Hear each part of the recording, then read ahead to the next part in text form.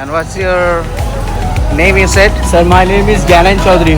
Very good. And you're working since Sir, I think 10 years 10 years 10 years. guiding guiding Taj Mahal. Taj Mahal. Oh, very good.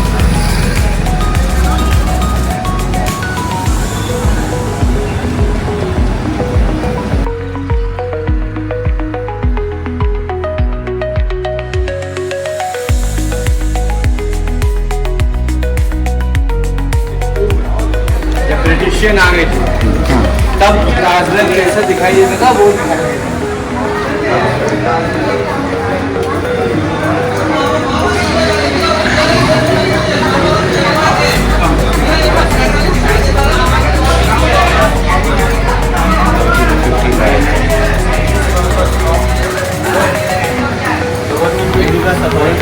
Yeah, only these guys because these guys are the same generation together.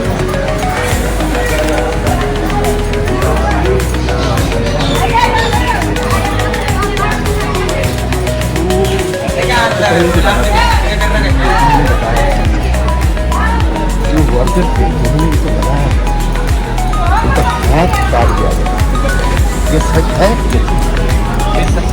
सच नहीं। अभी बताता हूँ मैं आपको, ये सारी चीज़ें मेरी एक्सपेरिमेंटेशन में मिलेंगी और टाइम पे बताऊँगा जहाँ रियल आइएगा। सर, जिस गेट से हम एंट्री करे हैं वो ताजमहल का ईस्टर्न गेट है, जिसे वीआईपी गेट के नाम से जाना जाता है। ओके। अच्छा, वीआईपी गेट के नाम से क्यों जाना जाता है? क्योंकि जब शाहजहाँ ताजमहल के अंदर आते थे तो वो इसी गेट से आते थे। आज भी जितने भी वीआईपीज आते हैं वो भी ईस्टर्न गेट से ही आते हैं। Oh, very good, very good. Taj Mahal एक सिमेट्रिकल बिल्डिंग है, चारों दिशाओं से एक जैसा ही बनाया गया है और जितने भी ताजमहल के अलावा पार्ट्स हैं वो भी सिमेट्रिकल ही हैं। जो गेट पे, ईस्टर्न गेट पे जो रूम्स आप इस तरीके से देख रहे हैं और जो गार्डन देख रहे हैं, एक इधर और एक उधर, सेम सामने आप जो देख रहे हैं वो ताजमहल का वेस्टर्न गेट है। बिल्कुल एज इट इज ऐसा ही है, जैसा ये देख लिया समझो वो देख लिया। वेस्टर्न गेट को लोकल गेट के नाम से जाना जाता है। क्यों? क्योंकि आगरा शहर ज़्यादा नज़दीक उधर ही बसा हुआ है। यूकर के जितना भी लोकल क्राउड होता है वो ज़्यादातर वेस्टर्न गेट से ही आता है। लेफ्ट में आप देखेंगे वो ताजमहल है, इधर आइए। इसमें देख रहे हैं ताजमहल का साउथ गेट है, जैसा लेबर गेट के नाम से जाना जाता है। ताजमहल को 20,000 वर्कर ने बनाया, वो 20,000 वर्कर इसी गेट से आते थे, लेफ्ट गेट से, सॉरी साउथ गेट से, है ना। सामने आप देख रहे हैं ताजमहल का रॉयल गेट है, fourth gate, royal gate. Okay. केवल महाराज शाहजहां इसके अंदर से जाते थे और इसी के अंदर से आते थे। अदरवाइज उनके अलावा कोई भी आता था या जाता था वो जो छोटा वाला गेट है वो यूज करते थे। या राजा महाराजा की एक परंपरा होती थी कि जो गेट राजा यूज करेंगे, सामान्य लोग वो गेट यूज नहीं करेंगे। सो इसीलिए सामान्य लोगों के लिए छोटा गेट था और राजा जो चलते थे उनके लिए रॉयल गेट से उनकी एंट्री होती थी। रॉयल गेट को भी सिमेट्रिकल बनाया गया है, जैसे ही आप इधर से देख रहे हैं सेम वैसे ही अंदर से है। ये भी उसके ऊपर जो डॉम्स देख रहे हैं ना आप सर, वो ऊपर देखेंगे आप, वो जो डॉम्स है वो 11 डॉम्स इधर हैं एंड 11 ही डॉम्स उस साइड हैं। ये भी एक सिंबल दिया गया है कि ताजमहल को 22 ईयर्स लगे कंप्लीट होने में। ताजमहल को 20,000 वर्कर ने बनाया। वो this is the main gate of Taj Mahal. जी सर। ओके। तो sir and what are these? I tell you, ये जो आप चारों रूम्स देख रहे हैं ये 4 कोर्ट एरिया है। ताजमहल का फर्स्ट एरिया है जहां हम लोग खड़े हुए हैं, जैसा 4 कोर्ट के नाम से जाना जाता है, जिसमें आप 4 गार्डन एंड 4 गेट देखेंगे।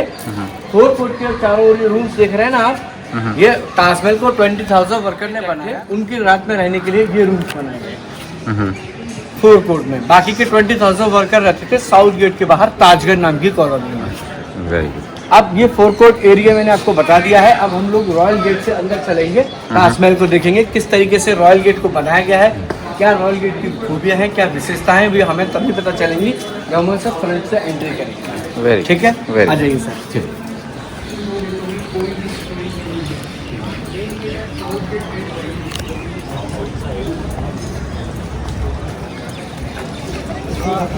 And these were for the workers? Main architect rooms. Okay. 2010. All rooms are open 2010. Oh, very good.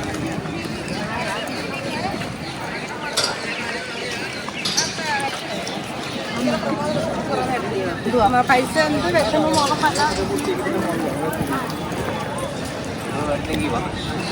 अच्छा सर, ताजमहल में मेन फोटोग्राफर्स आधा ताजमहल इधर और आधा इधर। ओके। सामने आप देख रहे हैं ताजमहल का रॉयल गेट है। हाँ सामने आप देख रहे हैं रॉयल गेट के ठीक सामने ताजमहल है। हाँ। अच्छा, ऐसा लगता है कि ताजमहल और रॉयल गेट की जो दूरी है वो लगभग पास में ही है, लेकिन सर रॉयल गेट को 3D सिस्टम में बनाया गया है, इल्यूजन। यहाँ से ताजमहल पास लगता है, लेकिन ताजमहल और रॉयल गेट की जो दूरी है वो लगभग 400 मीटर की दूरी है, हाफ किलोमीटर। इल्यूजन यहाँ से पास लगता है, लेकिन ताजमहल अभी आपसे है दूर। ये जो ताजमहल की जो सेंटर लाइन है, जो परफेक्ट ताजमहल देखने का जो मजा है, वो सबसे ब्यूटीफुल जो ताजमहल आप देखेंगे जब इस लाइन की सेंटर में बातें करते हुए केवल सामने देखेंगे, तब ताजमहल जैसे ही आप रॉयल गेट के एंटर करेंगे तो अचानक से ताजमहल आपके सामने आ जाएगा। फिर आप कहेंगे वाह ताज। ओके। जितनी सुंदरता है वो आप इस गेट से निहारेंगे। ओह वेरी ठीक गुड। है। रॉयल गेट के ऊपर जो वो डोम्स लगाए थे वो 22 हैं, 11 इस साइड और 11 उस साइड। Very good. जो लैंग्वेज लिखी हुई है रॉयल गेट पर, वो आप देख सकते हैं सर, ये आपको पेंटिंग जैसी लग रही होगी, लेकिन ये पेंटिंग नहीं है। It's all carving. जी जी जी, ये हाथों से लिखी हुई। मेन जो आर्किटेक्ट है उस्ताद ईजा अहमद, जिन्होंने पूरे ताजमहल के अंदर ये कुरान की आयतें लिखी थी। Very good. ये ब्लैक ऑनेक्स के नाम से स्टोन जाना जाता है। व्हाइट मार्बल को हाथों से काटकर ये ब्लैक ऑनेक्स उससे लिखा गया है। Very good. Bottom to top जितनी ऊपर जाती जा रही है, नीचे वाले लेटर से ऊपर वाला लेटर बड़ा है, ताकि हम इसे प्रॉपर देख सकें और हम इसे पढ़ सकें। ओके। समझ रहे हैं ना सर? ये जो पेंटिंग आप देख रहे हैं ना, ये भी कोई पेंटिंग नहीं है। ये अलग अलग जेम्स स्टोन्स हैं जो अलग अलग कंट्री से लाए हुए हैं, और हाथों से ये जो मकराना है वो काटा फिर जेम्स स्टोन्स को उससे हम लोग जब एग्जिट करेंगे तब इसी गेट से करेंगे ना? ओके उस गेट से निकलेंगे, एग्जिट गेट से। ओके ओके उसका भी एक अपना मजा है ओके ओके। एग्जिट का। हाँ। आप बाय बाय करके निकलेंगे हाय हाय और अभी हाय हाय करते हुए जा रहे हाय हैं। हाय हाय। चलिए। Very good.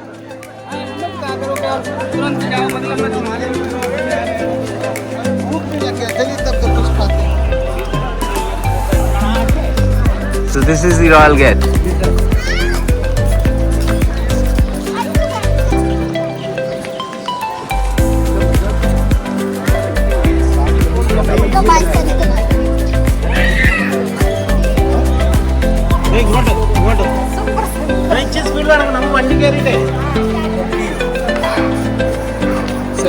वाह। अभी कुछ दिन पहले कार्तिक है ना, ये जैकी श्रॉफ सर की यही शूटिंग तो हुई है। Yeah. 12 सौ की उस दिन वेरी गुड।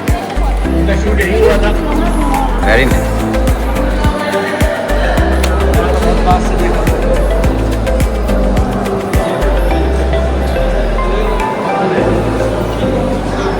इसकी जो हाइट है वो 105 सबसे ऊंचा गेट है ये, इंडिया गेट के बाद एंट्री गेट। ओके।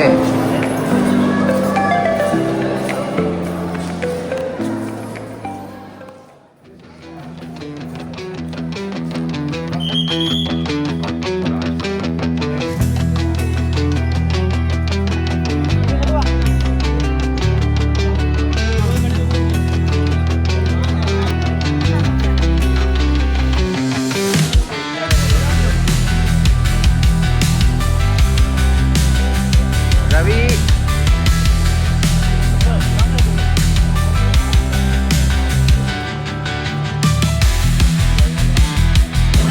या चलने वाली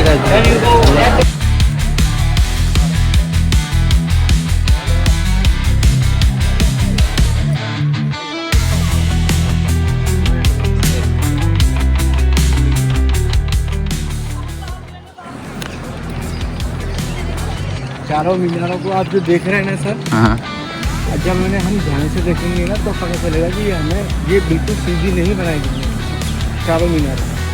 अच्छा। बिल्कुल 2.5 के अंदर से टिल्ट करके बनाई गई है, ताकि भविष्य में अगर अर्थक्वेक आउट ऑफ कंट्रोल हो भी जाता है तो ये मेन मकबरे के ऊपर ना करे। ओके।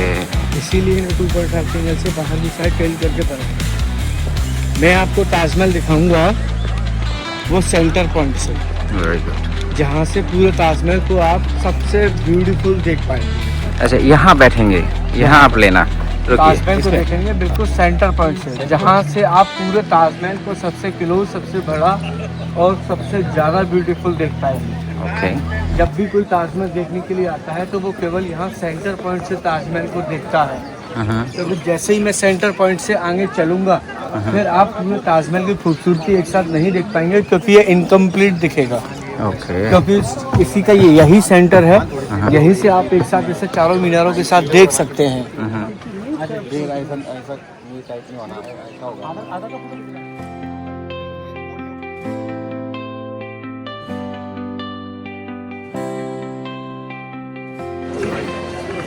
तो सर देखिए हम लोग ताजमहल के सेंटर पॉइंट पे आ गए हैं। यहाँ से आप सारी चीज़ें देख सकते हैं। लेफ्ट में देखेंगे एंड राइट में देखेंगे, दोनों दिशाओं में एक जैसी ही चीज़ें बनी हुई हैं, जिसका नाम है ड्रम हाउस। जब शाहजहां ताजमहल के अंदर आते थे तब वो दोनों दिशाओं में ड्रम बजाए। ओके। वो जो आप लेफ्ट में देखेंगे, सॉरी राइट में देखेंगे, वो गेस्ट हाउस है। सेम स्पेस सेम बिल्डिंग, वो उधर लेफ्ट में मॉस्क है। ताजमहल को बैलेंस में रखने के लिए दोनों दिशाओं में एक जैसी ही इमारत बनाई है। और बीच में आप देख रहे हैं Taj Mahal, green malachite, black onyx, yellow jasper. ये ग्रीन मेलाकाइट हो गया, ये ब्लैक ऑनिक्स हो गया, ये रेड कोरल हो गया, ये येलो जैस्पर हो गया। काफ़ी अलग अलग कंट्रीज से ये महत्वपूर्ण जेम्स स्टोन्स आए हैं। न्यू लैपिस लाजुली, ये सर काफ़ी महत्वपूर्ण जेम्स स्टोन्स हैं, लाइक गोल्ड। तो आज भी वैसे ही जेम्स स्टोन्स लगाकर ताजमहल में यहाँ के 7 जनरेशन के लोग वैसे ही काम कर रहे हैं। वो जो चीज़ आप लेकर आए हैं ना, वो हो सकता है मेड इन मशीन हो, लेकिन आप यहाँ से कोई भी चीज़ लेंगे जो कि यहाँ गवर्नमेंट ऑथराइज शोरूम है। एग्जैक्टली। अगर आप यहाँ से कोई भी चीज़ अपने घर के लिए लेंगे बहुत शुभ मानी जाती है। यहाँ आज भी वैसे ही काम करके और सही में जहाँ से जेम्स स्टोन्स आ रहे हैं या उस समय पे आए थे, आज भी वहीं से लाकर ये सारी चीज़ें यहाँ पर बनाई जा रही हैं। किस तरीके से बनाकर रेडी होती हैं, किस तरीके से बनाई जाती है, वो आपको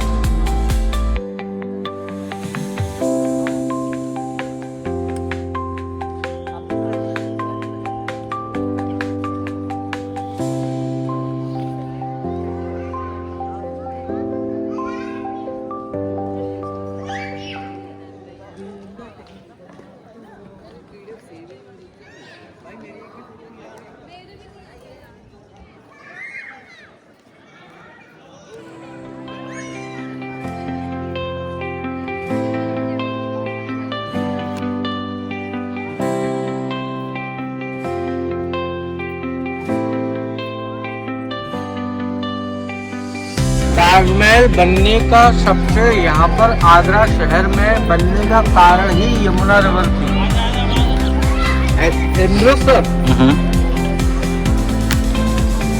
व्हाइट ताजमहल बनाया शाहजहां ने मुमताज के लिए, उनकी याद में, उनके मरने के बाद में। मुमताज बुरहानपुर में थे, शाहजहां और मुमताज एक युद्ध के दौरान। तब जो वैद्य होते थे उन्होंने बताया कि मुमताज को नहीं बचाया जा सकता है 14वें बच्चे के डिलीवरी के समय। तो जब ये बात मुमताज को पता चली तो मुमताज ने शाहजहां को बुलाया और उनसे 2 प्रॉमिस लिए। पहला प्रॉमिस, मेरे बाद में कोई भी चौथी शादी नहीं करेंगे। मुमताज उनकी ऑलरेडी तीसरी बीवी थी। दूसरा प्रॉमिस कि मेरी याद में मेरी कब्र के ऊपर कोई ऐसी चीज़ बनाएंगे जो कि लोग वहाँ आए और सालों साल हमारे तुम्हारे बारे में जाने। तो सर जो मेन आर्किटेक्ट थे जिन्होंने ताजमहल का नक्शा बनाया, तब उन्होंने देखा कि अगर बुरहानपुर में ताजमहल जो वो चीज़ चाह रहे हैं अद्भुत बनाने के लिए, तो वो जो प्रोजेक्ट लेकर आए थे, अगर वो बुरहानपुर में बन जाता तो अब तक 400 सालों तक ताजमहल ऐसा कि ऐसा ही है। लेकिन अगर बुरहानपुर में बन जाता तो हो सकता है ये गिर जाता बहुत पहले ही। कारण क्या है, इसका जो फाउंडेशन है ना, वो शाल की लकड़ी में, वुड होती है शाल की, जो कूलर और उसमें यूज़ होती है, वो तख्तों में बनाया गया है ये अंदर का। उसका कारण क्या, उसका फ़ायदा क्या मिलता है, जब अर्थक्वेक आता है हम यहाँ पर, तो ये पानी की नमी उसे मिलनी चाहिए। अगर वहाँ भी तख्ते लगा लेते, लेकिन ऐसे ही लेकिन वहाँ पर ऐसा कोई इंतजाम नहीं हो पा रहा था कि ताजमहल की जो वुड है उसको ऑटोमेटिकली पानी की नमी मिलती रहे, कि वुड को नमी मिलती रहे और ताजमहल अर्थक्वेक से बचा रहे। मतलब नीचे वुड है, कहाँ पे वुड है, नीचे बिल्कुल फाउंडेशन बेसमेंट पे। जब ये स्ट्रक्चर होता है ओ मतलब ये जैसे बिल्डिंग बनता है वैसी नहीं है, नीचे उड़ उड़। सर हाँ जी।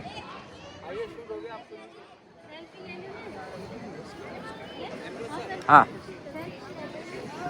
एक हफ्ते पहले ही पानी क्या है, यहाँ सब पानी पानी था। ये मिट्टी देख रहे हैं आप, सब पानी पानी भरे, निशान नहीं सर। वो ब्लैक ताजमहल, व्हाइट ताजमहल बनाया शाहजहां ने मुमताज के लिए, उनकी याद में। जब व्हाइट ताजमहल बनकर कंप्लीट हो गया तो शाहजहां को बड़ी वाहवाही मिलने लगी, लोग बड़ी प्रशंसा करने लगे। तो शाहजहां के मन में पुनर्विचार आया कि मैं भी अपने लिए एक और ताजमहल बनाऊंगा यमुना के उस पार, जो कि आज आप उसका केवल फाउंडेशन देख सकते हैं। वो जो सामने जो लोग खड़े हुए हैं वो ब्लैक ताजमहल के फाउंडेशन पर खड़े हुए हैं।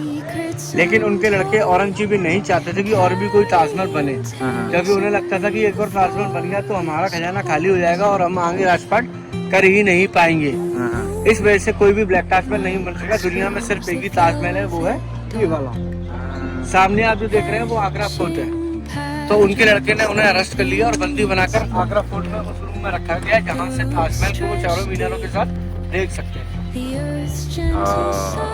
आइए। Very good.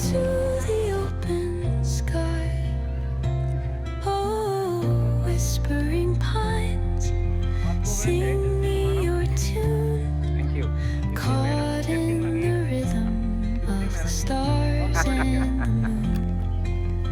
Teach me the language of rustling leaves, stories that linger on the breath of the breeze. अब मैं दिखाता हूँ सर आपको कि उन कारीगरों की सबसे बेहतरीन कारीगरी क्या थी। ये जो आप पिलर देख रहे हैं ना, ये इल्यूजन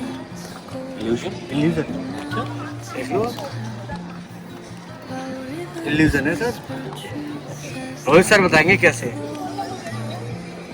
रोहित सर आप मुझे बताएंगे, आपकी समझ में कितना। मुझे लगता है ये illusion है। अभी आप जो देख रहे हैं वो कुछ और देखिएगा। क्यों इल्यूजन क्यों है? अब सर देखिए इमरान सर, मैं आपको बताता हूँ, जिगजैग जो डिजाइन है ना, ये ऐसे ही नहीं है।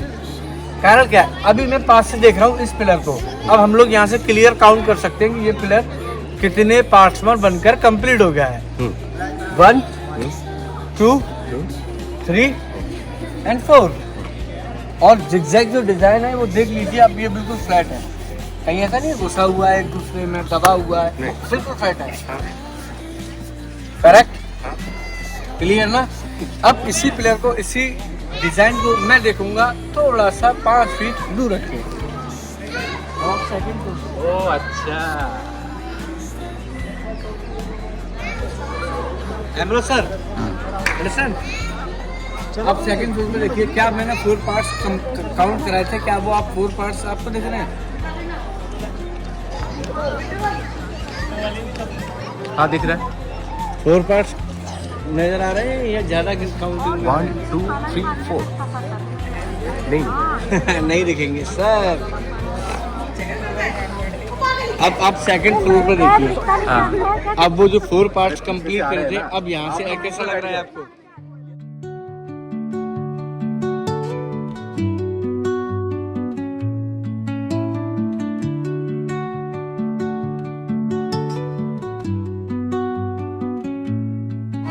आपकी समझ में आया Imran sir? Yeah, got it. It's a zigzag.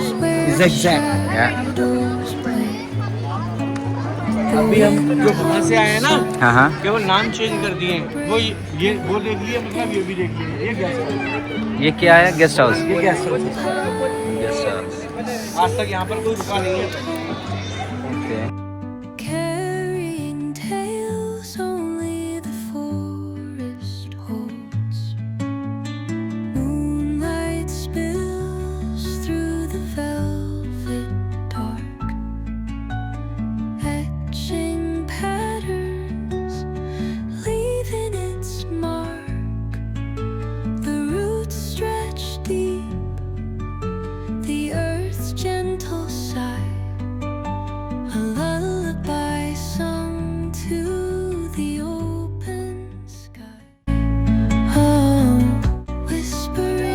एक चीज का इमेजिन करिए बस कि आप ये ताजमहल इस तरीके से देख पा रहे हैं 250 रुपीज देकर। ओके, अब ये अब हम सर वो भी ये आप समझ पाए सर, इमरत सर। और जब शाहजहां इस जगह के और इस चीज के और इस देश के मालिक थे, जब वो यहाँ आते होंगे तो किस तरीके से देखते होंगे? इमेजिन करिए आप, क्या जगह होगी, कैसे वो आते होंगे, कितने यहाँ पर उनके देख रेख करने वाले होंगे। अब उस चीज को आप फील भी करेंगे ना तो आपके On the mountains crown, while rivers whisper truth as they flow down, and their songs entwine with the trees that stand, knotted in time by nature's hand. Each echoing step on the forest floor opens a world through an ancient door. The silence alive, yet brimming with sound in the art. Sir देखिए, मैं 10 साल से यहाँ पर काम कर रहा हूँ एज अ गाइड, लेकिन जब मैं अपने क्लाइंट को यहाँ पर दिखाता हूँ रॉयल गेट से ताजमहल को, जब हम फर्स्ट टाइम एंटर्ड करते हैं तो यकीन मानिए हमेशा और हर दिन जो रोज़ नया दिन आता है वो दिन मुझे ऐसा लगता है कि मैं भी ताजमहल को फर्स्ट टाइम देख रहा हूँ और उतना ही फील करता हूँ जितना जो लोग पहली बार देखने पर करते हैं। मैं इस ताजमहल इमारत को देखकर आज तक बोर नहीं हुआ हूँ। मुझे लगा कि इसकी कोई नई चीज़ है या कोई पुरानी चीज़ हो गई है कि क्या देखना है, लेकिन सर यकीन मानिए मैं भी अपने क्लाइंट की तरह उन्हीं नज़रों से देखता हूँ जैसे कि आप पहली बार ताजमहल को देखकर फील करते हैं, वैसे मैं हर रोज़ फील करता हूँ कि वाह ताज, ये इसकी एक बहुत बड़ी खूबी है। यकीन मानिए आप ताजमहल होटल से या ताज जिस चीज़ से भी आप बोर हो सकते हैं, लेकिन ताजमहल से आप बोर नहीं हो पाएंगे, चाहे आप उसे पूरी ज़िंदगी देखते रहेंगे। और जब आप हर रोज़ इसे देखेंगे तो आपको ऐसा लगेगा कि वाह ताज, आज मैंने ये पहली बार देखा, वाह। इसकी देखने के लिए आप इसे सनराइज़ में देखिए और बेहतरीन, सनसेट में देखिए, दिन में देखिए, इसके बहुत से अपने अपने मौसम के हिसाब से बहुत ब्यूटी छुपी हुई है इसके अंदर। इसको तो सिर्फ वेदर की ज़रूरत है, जैसा वेदर और वैसी सुंदरता ले लीजिए आप इसे। सर आई थिंक मैं काम यहाँ पर 2014 से कर रहा हूँ, 2014 से मैं यहाँ पर हूँ एज अ गाइड। तो मुझे करीब यहाँ पर पूरे 10 ईयर्स हो चुके हैं और मेरा नाम ज्ञानंद चौधरी है। मैं ताजमहल की जो बिल्कुल बिहाइंड साइड में ही मेरा गांव है धांधुपुरा। मेरा जो गांव है वो बहुत पुश्तैनी गांव है, और जो मेरे फादर हैं, उनके फादर, मतलब हम मुग़लों के टाइम से ही यहाँ पर हैं। हमारा जो गांव है वो जाटों का है, और इसकी जो बनाने की जो चीज़ें हैं, जो इनके जो कारीगर हैं, उनके रहने के लिए और उनकी बनाई हुई चीज़ें आज भी मेरे गांव में हैं, वो आज भी आप देख सकते हैं। And if anybody wants to contact you, so you share your number here. Sir, my number is 9897848187. It's my contact number. Please contact me.